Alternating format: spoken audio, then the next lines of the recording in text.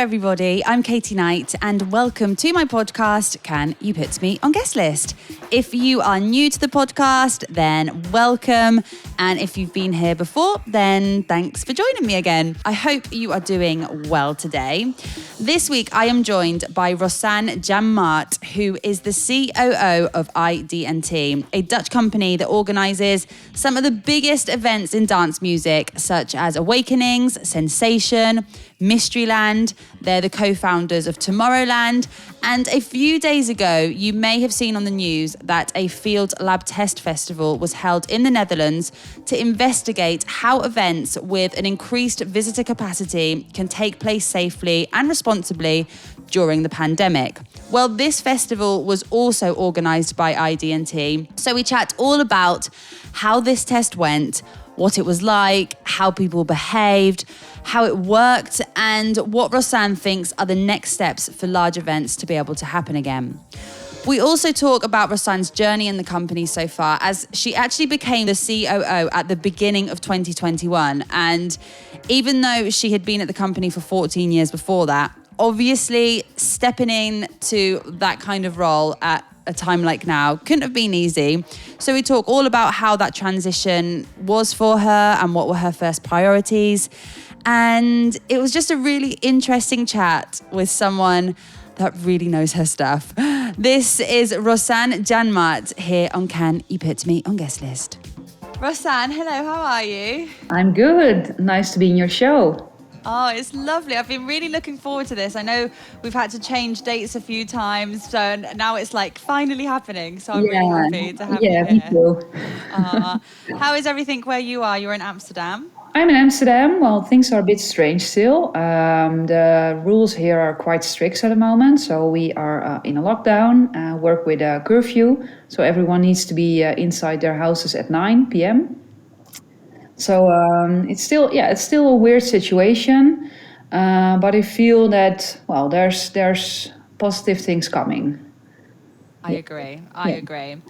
So let's start off just talking a little bit about your company, ID&T. What is ID&T and which companies form part of the group? Because I know it's massive and I believe it's been since like 1992, is that right? Yeah, so how long can I spend on this question? As long as you want. No, I'll try to keep it short. We have quite a nice and extensive history, but indeed the company was founded almost 30 years ago. We got famous by the party Thunderdome, which is gabber music, which I think in the Dutch, in the Netherlands is really famous because it was literally a youth movement at that time. And around the year 2000, we shifted a little bit. So the gabber became less popular and we decided to broaden the scope. So we started organizing Sensation, which is mostly famous because of the white dress code and the center stage. Organized techno events, trance events. And then in 2006, ID&T merged with Q-Dance. They basically filled the gap when the gabber went down. They developed a new music genre within the electronic genre, hardstyle. And at that point, they were already, in terms of visitors, almost the same size. In 2012, we were bought by SFX. I might, you probably know SFX with the company of Bob Sillerman. He tried to bring the company to the stock exchange, or he did actually, but he didn't do it successfully. So in 2016, we went, basically the mother company of ID&T went bankrupt, and we got a new owner, but we're still here. So everything is quite good. And in the meantime, we have some new additions to the company. So Awakenings is also now part of ID&T. Art of Dance is part of ID&T. B2S is part of ID&T. And Funzige Deuntjes, which is, in English, it's sleazy tunes. So basically now we're an umbrella company. We organize 70 large-scale events per year and attract, in a normal year, about 1.5 million visitors. Oh my goodness. So you're busy then, yeah? Yeah.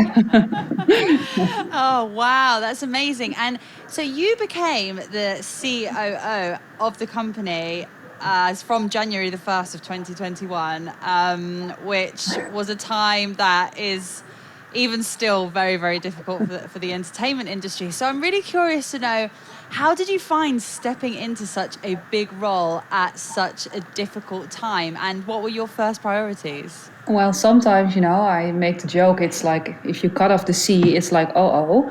And that's I love that. Uh-oh. And that's how I feel sometimes. But no, all kidding aside, I've been with the company almost for 15 years. Started as an intern, and we already discussed this last year, so I knew this was coming. And I'm quite happy that I can play an important role in making sure that the company survives this crisis, basically. So I think it's a tough job, but I'm happy to do so.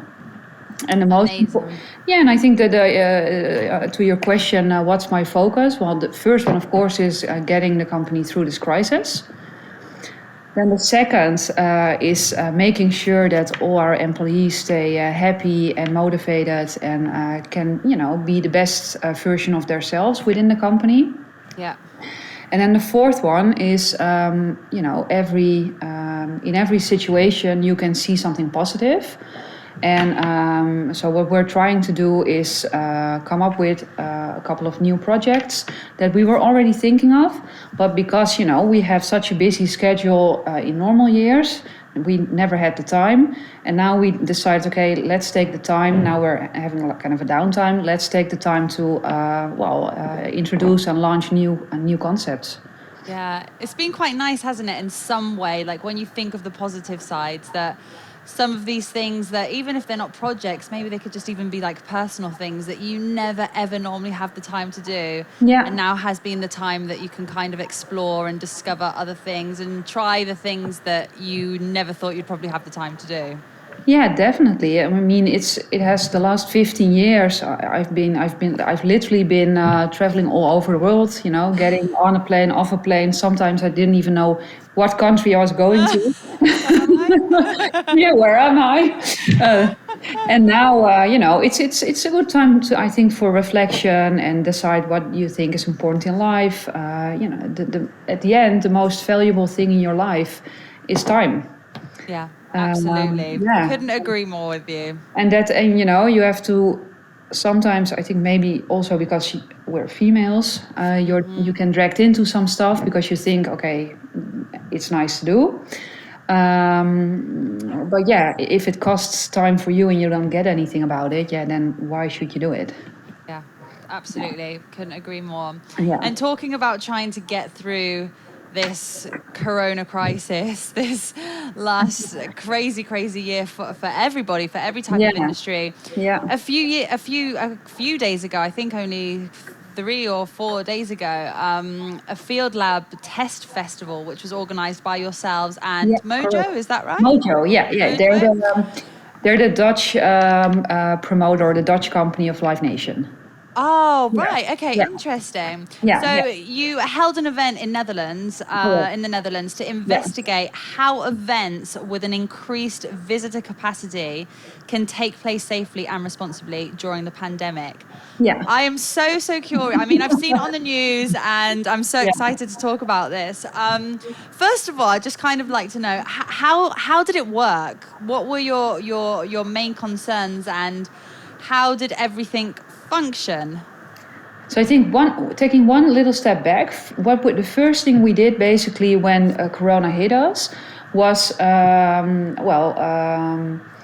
join ourselves or force ourselves into with the sector, and that not only for the commercial festivals but also sport events like the soccer association, business events, theaters. So we joined forces to have a stronger voice towards the government, and I think that's the first part of this, why this has been quite successfully and why this could take place. So there were in total 8 events. A couple of soccer matches, a theater a theater play, a business-to-business events, and then 4 events that Mojo and ID&T organized. 2 of them were indoor with 1,300 visitors each, and 2 of them were outdoor with 1,500 visitors each. And basically what we did is the events were called Fieldlab. There's also some scientists that take part of it because it's a behavioral research. And what we said is that, okay, there's like 7 measures we can take in order to create a safe environment. And the first one is everyone needs to be tested and upon arrival show that they're tested negative. Yeah. And then the events at the Ziggo Dome, which was the indoor versions, we had created bubbles. So everyone was divided into 6 groups. And for instance, one bubble, we asked them to take place and stand the entire event on a dot on the floor. Or one of the bubbles, was asked to wear a mouth cap. And then you see, of course, minute 1, everyone was like, okay, I'm gonna stand on the dot with my mouth cap, and then like after 5 minutes, as everyone was close together, screaming at the DJ, tearing mask off on each other's shoulders. Well, but I mean, we are testing the behavior, and then the event that was this weekend. We had the only thing we had as of restrictions was you needed to get tested on forehand. We had divided the groups to enter in 3 groups, so 500 people per half hour to make sure that at the entrance it wasn't too crowded. And then again the mouth cap. Yeah. But I think I haven't received the results yet. But I think the conclusion is the mouth caps are not going to stay on. I know. I did see something on the TV, and they were saying, like, I think they'd interviewed a couple of people, and they were saying like how they just wanted to kind of hug people and not have their masks off and kind of. That definitely a lot of hugging took place. And at the end, what we want to accomplish, because for us a festival with a social distancing or wearing a mouth cap, it's not going to work. Yeah. So at the end, what we're trying to accomplish is show the government, and I think that's already what we've achieved, that our visitors are willing to take a test. Right. And for these events, they had to take a PCR test, which is with stick in your nose and in your mouth, so not comfortable at all. And we only had 4 test locations, so people really had to travel to go to one of those locations. Right. And afterwards, we saw that around 85% did the test again, which is, I think, quite high. And what we want to accomplish is that, as long as Corona is controlling the daily life, we want to show the government that basically with either a vaccine or the negative test result, we can organize safe events. And of course, without any other measures. And hopefully that's what the government is now working on. And I think also on a global level, the rapid tests are developing and more progress is made there. So hopefully we don't have to work with the PCR tests, but just either, blow into something, or I think there's even like lollies where you can lick on and see if you have the virus. So hopefully we can move into a way that it's quite easy to do a test and then accommodate the normal capacity of visitors. What was the atmosphere like, though? Oh, crazy. I can't even imagine what it must have been like after so long of people not seeing and being at festivals. And I just thought, them 1,500 people, how did they get chosen? That was another question I wanted to know. Well, interesting question, because people had to basically, we asked them to register. Okay, we're going to have 4 events. Please leave your email address if you're interested. And for those 4 events, we had 5,600 tickets, and over 100,000 people subscribed in the first 24 hours. Oh my goodness! In the first 24 hours. Yeah, and then we stopped because it didn't make any sense. And then when we opened the ticket shop, there was just a big queue, and I don't know, some people got lucky and some didn't. Wow. The funny thing is, because of course I attended the events and I had to get tested, but for me the party started already at like the test location. Because there were a lot of young people, and you literally saw people waiting for their friend to come to go into the test location together, or waiting after they had the test to see how their friends did it. Yeah. So I asked the people from working at the test location, how are you experiencing this? And they were like, yeah, well, we hope we can have this like every day, because normally we only have like a little bit of cranky people because they don't feel right, and they are scared that they might have the virus. And now there's all these young people, very excited to get the test. Wow. Yeah. And I can only imagine what Yeah. it must have been like seeing your friends and being out in the air and Yeah. having and live music and just And being it's like able to enjoy life. And the first 10 minutes, you feel everyone's excited, but you also feel that everyone's a little bit awkward.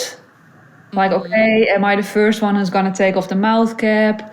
Can we touch each other? Can we stand close to each other? And then like after 10 minutes, everyone's all over each other. And literally, every time we did a little bit of CO2, everyone was woo. Every break, woo. Yeah. Oh, that's amazing. I saw something about some lanyards as well that they have. Yeah, correct. That's because of the behavioral research. So at the end, what we want to test is, okay, let's say we have an event of 10,000 people, and we are going to ask everyone to do the test. But we know that there's a little bit of a false margin, right, in every test. So if by measuring everyone's movement with the lanyard, we know that if there's 1,500 people at the event, we now can measure, or that's what we're measuring right now, if we go in together, with how many people we are actually getting in contact, because it's not 1,500, and also for how long. And then that information combined with, what false margin is in there in the test, you basically know what's the risk of opening up again. Yeah. How interesting. Is this something that you've been working on for a really long time? Has it been a hard thing to develop? Yeah, it's been difficult because I think we've been working on this for I think around the summer we started preparing. So let's say August or something. And I think the most difficult thing, normally what we do is everything we try to always make like a magical world for every event we do. And we always have like the visitors experience in mind. And now you have first the requirements of the researchers, and then we try to make the festival feeling around it. And for the researchers, it was quite new, so things changed quite frequently. And also the government, we were first supposed to plan or hold the events in November. And then the government decided, okay, well, it's not the best time because the number of cases are going up, so let's push it till December. And then it became January and now March. You got there eventually, though. Yeah, we did. Yeah. Yeah. So after seeing the event and obviously attending the event and organizing the event, do you think that this is going to be the answer, or do you think that there are still more studies that need to be done? Well, I think we're now preparing a new study, an extra study. So I know that the soccer already announced a new study with an increase of capacity. Right. And we are thinking maybe doing a new study, which is going to be multiple days. Because now what we did is, if the event is taking place on Thursday, you had to do the test not later than 48 hours, or not sooner. And the question is how we're going to handle a 3-day event, because people are going to stay there for 72 hours, maybe plus. So then maybe when you're on site, you need to get retested again. So that's the next one we're thinking of to do. So has the football events, have they had their results back already?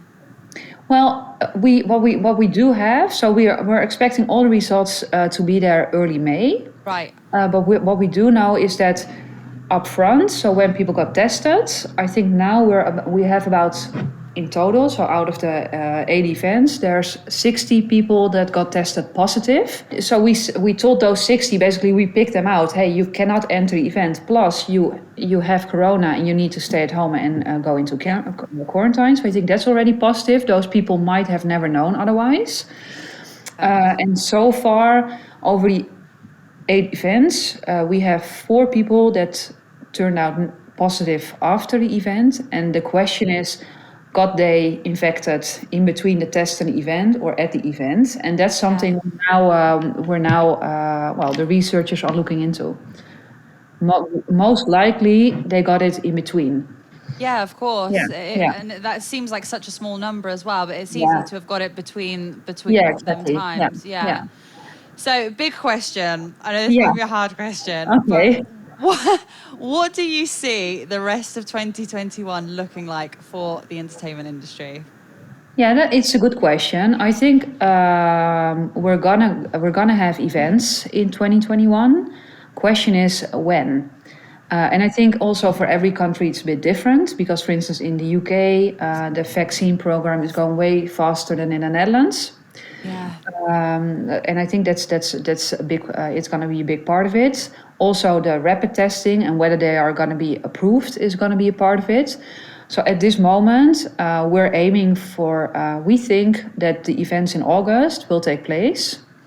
It also, the Dutch government just released or announced like a fund, a guarantee fund, where if your event has taken place 2 years or more, you can apply for the fund and you can start organize your event without worrying, okay, if I make costs now and the event cannot take place, the costs are not reimbursed. So the government says, okay, if your event took place for 2 years prior to Corona and it was already, you had a cancellation insurance on it, then you can apply for this fund and we can start organizing. And if the government for some reason says in the meantime, okay, it cannot take place because the numbers are too high, they will provide us with, or they will cover 80% of the costs. That's amazing. That's so good that you have that support. Yeah, because that means the thing is, people see our events, but that's just the end product. But to get to the end product, there are so many companies and people involved, and all the suppliers and all the contractors, they are now at a standstill. And if we don't know when we can organize a party again, we're not gonna hire them. But that means that potentially contractors are now, they were forced to look other jobs. Suppliers some are going to go bankrupt or decide to just even stop with their entire event branch. And if we now have if we feel the freedom because of this fund to start preparing and also start paying the suppliers again, it keeps the whole ecosystem alive. Amazing. Yeah, that's great. Yeah, that's really good. Because sometimes we don't really think about, the actual amount of people that are involved in these events. Yeah. Like, it's not the people that you just see, even just behind everything that goes on down to, the cups, ice, exactly. straws, Yeah. the tiny transport. There's so many people that are involved that, you don't see, but they're there. So that's amazing that you have that support. Yeah. No, I think it's in the Netherlands for the event industry, it's about 100,000, they estimate. Really? Yeah. So this is quite large, yeah. Oh, Rosanne, fingers crossed this all works out. It's amazing that you guys are doing this though, and you've had the chance, you have the support from the government to be able to do so, and let's hope and pray that this is a really big step forward for us all. I think that, so far the spin-off is quite positive, and also during the press conferences, our Prime Minister, he refers to the event, so I think that's quite positive. Yeah. Also in the guarantee fund, there's reference made to the test event. So I think it's quite important that we've done that. Yeah, Absolutely, absolutely. Yeah. I was so excited when I saw it on TV. I was like, wow, an event. People are dancing. People literally texted us like on Instagram, on Facebook. Is this now? Is this in this year? Where is I'm it? not there. Yeah. So you mentioned before that you have been at the company for 14 years. You started as an intern, is that right? Yeah, that's right. Yeah. Wow. So what have been some of your most favorite projects that you've worked on so far since you've been there? Oh, that's a good question because there are so many. So I have quite a few number of roles within the company. So I started as an intern at the risk and crowd safety department. Then I moved into the more commercial department as an account manager. I became a project manager for Sensation, and for that role, I traveled the world. So I became responsible for Sensation in Russia, in Denmark, in the US. So I lived in the US also for a year.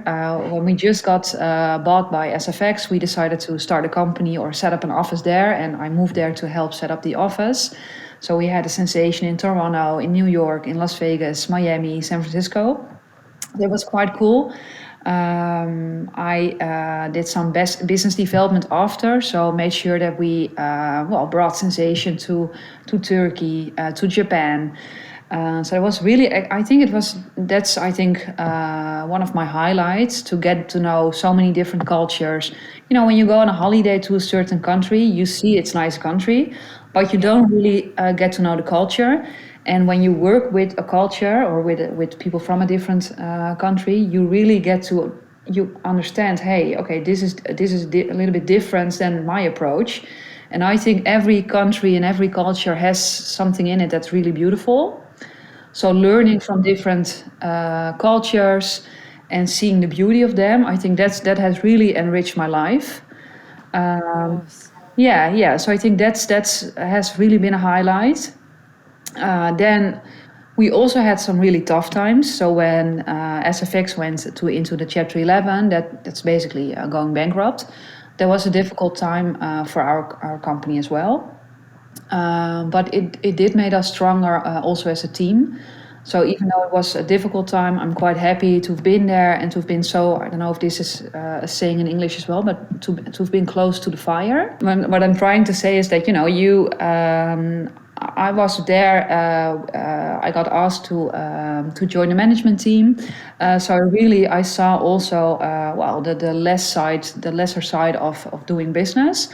But at that time it was difficult to see, and it was also because it's at some point it felt like everything was just about the finances. And I started at this company because I think we have beautiful products. So that was a difficult period, but one I definitely learned from a lot.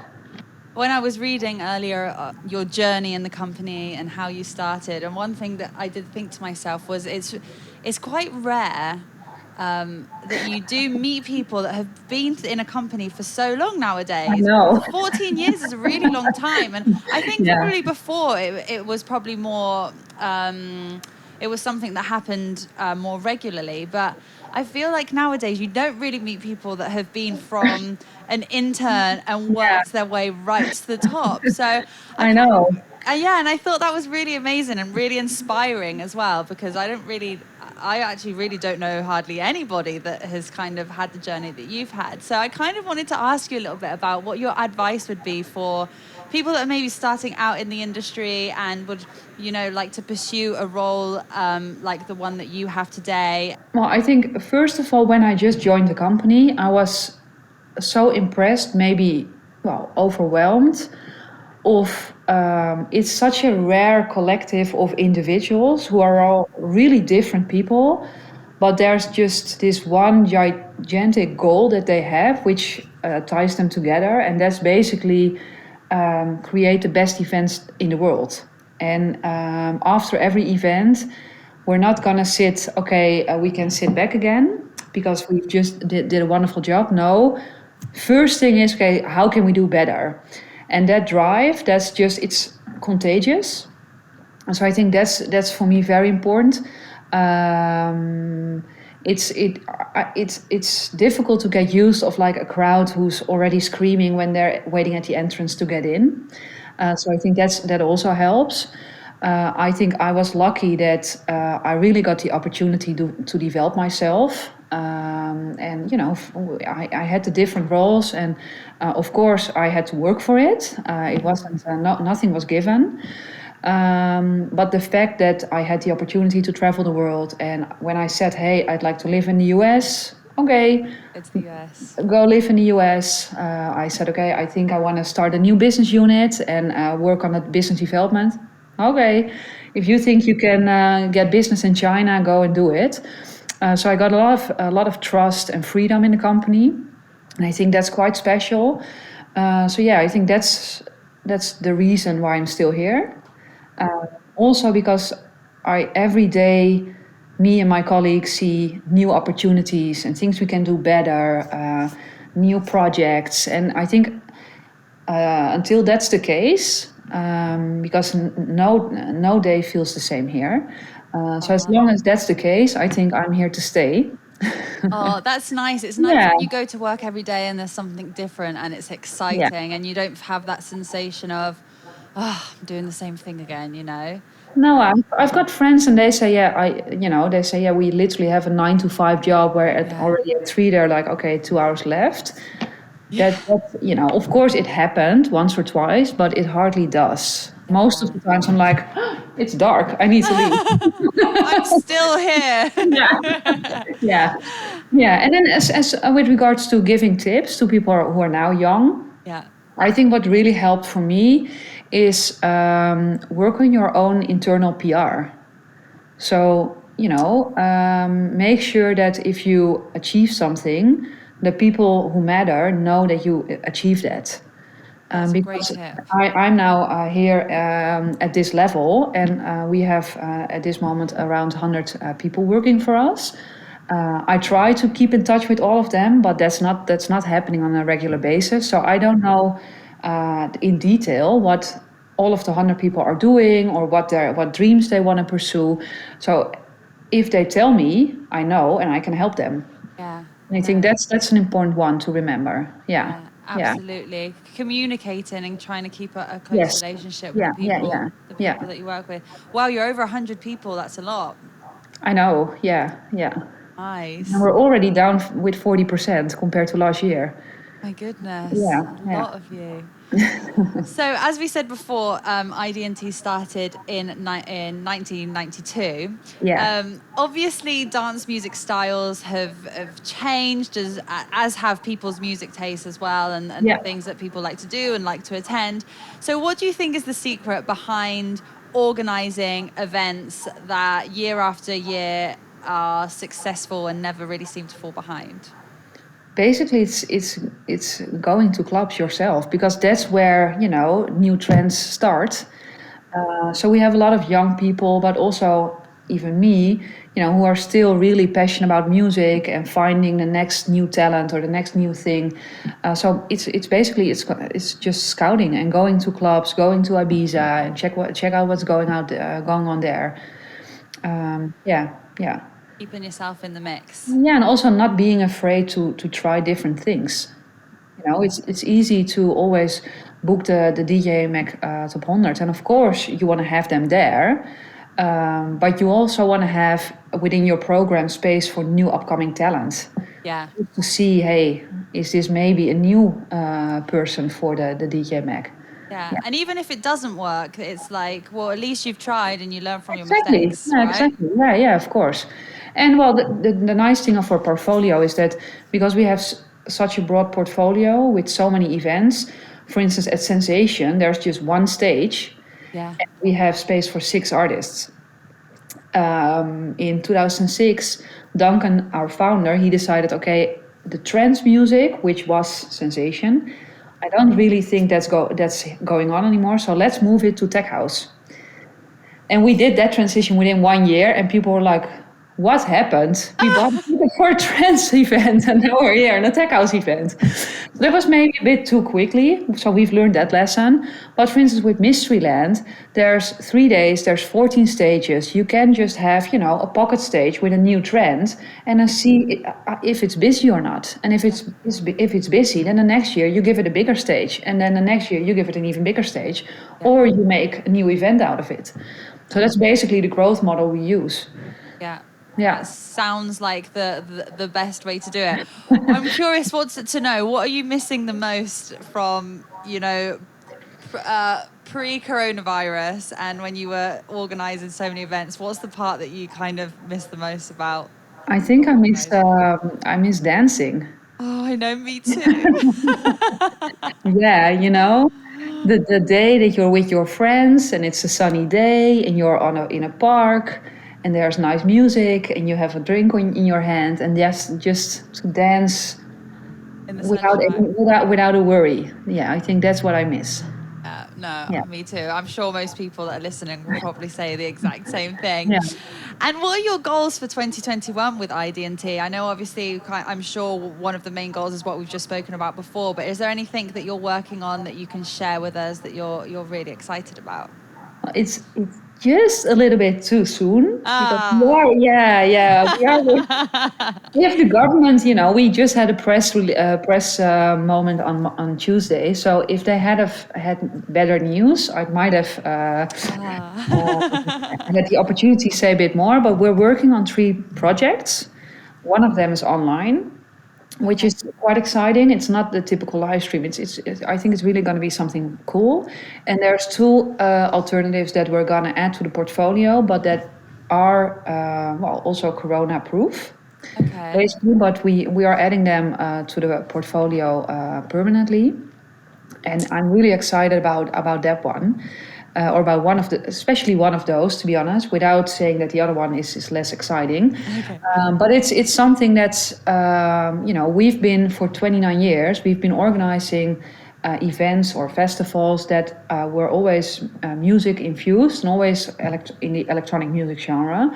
And last year we did a new project which is called Tijdloos. In English, it's timeless. And it was a camping. So a camping of 6 weeks with a mindfulness and a spiritual theme and program. That was quite exciting, and that was basically the first activity we did without the electronic music. Oh wow, how interesting. Not within the electronic music scope. And this year we're going to launch, hopefully early May, we're going to launch something really exciting, like an immersive, interactive concept. With music, but not electronic music. So it's not going to be a party, but it's going to be basically for everyone who's interested in entertainment. Yeah, it's very fake, but we're gonna amaze the audience. Amaze the audience. Yes. Everything you do, you amaze the audience. So I'm sure this is just going to be. We try. Yeah. Another mind-blowing experience. Yeah. So just to end, I like to do some quick fire questions. Would you be up to doing some with me? Of course, I like it. Okay, all right. So first of all, how does your morning start? I have a terrible morning ritual. Alarm goes. Well, I now, because of the pandemic, I bought a pandemic puppy. Me too. Yeah, I'm one of those. Are you too? What kind of puppy did you buy? Well, I didn't buy him. I rescued him. He's a little puppy, and he is like a Jack Russell mix. That's nice. He's called Disco. Oh, that's so cool. Yeah. Mine. I was told it's like a wiener dog. Like a sausage. Yes. Yeah. Exactly. But I think it's not, because the legs are a little bit too long. So he's called, but he's really cute. So it's fine. He's called Frankie. Frankie the sausage. Yeah. So the morning ritual now, it used to be alarm, check the email, go in the shower, go to work. Yeah. And now, because of Frankie, I do a little stroll between the shower and the going to work. Nice. And I try to, because I never do breakfasts, but I do try to make like a green vegetable smoothie to make it myself to kick off the day healthy. Nice, good. Yeah. Isn't it nice? Isn't it nice starting the day though with a little walk? Because I never used to do that either. I used to literally wake up, look at my phone, get ready, and then I was starting. But actually, having an excuse to leave the house and have to walk the dog, it's kind of like Oh, it's okay, great. starts the Yeah. day bit differently, don't you? Yeah. It starts and it ends differently because you have to, you're forced to get out of the house. Yeah. And also, you can't be on your phone or on your computer the entire time. So I think it's really healthy, to be honest, to have a dog. Yeah. I agree. I agree. They've done us good. They've done us Yeah. good. All right, this is going to be a difficult question, I think. Okay. Tell What me. is your favorite festival to attend? One of our own or Let's say one of your own and then one out of ID&T. oof. I hope my colleagues are not going to look at this.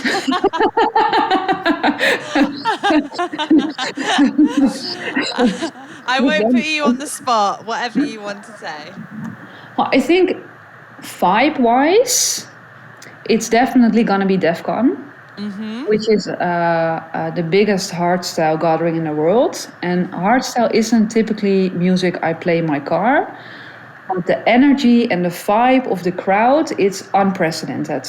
It's like a 3-day event, and there's like these moments. So we start with the gathering, and so the festival opens at Friday at 12 p.m. And then 8 there's the gathering, and people just go mad. And then on Saturday we have at 4 p.m. the power hour, and we make a mix. That's an hour with all kinds of crazy bootlegs, new music. Every artist wants to have his or her music in there because that's going to be, a thing. And we have just a totally sync show with crazy stuff going on. And then the festival ends with this amazing fire show. Oh, wow. Yeah, and the fans they're amazing.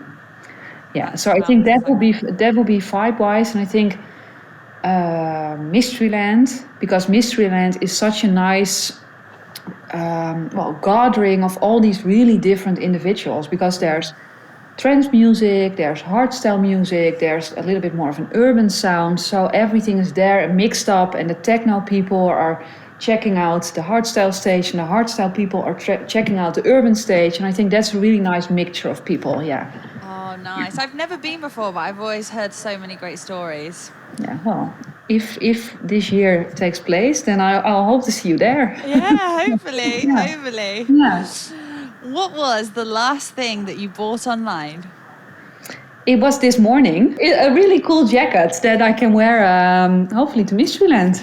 Yeah, it's a Lovely. cute little jacket with nice shoulder, nice print. Yeah.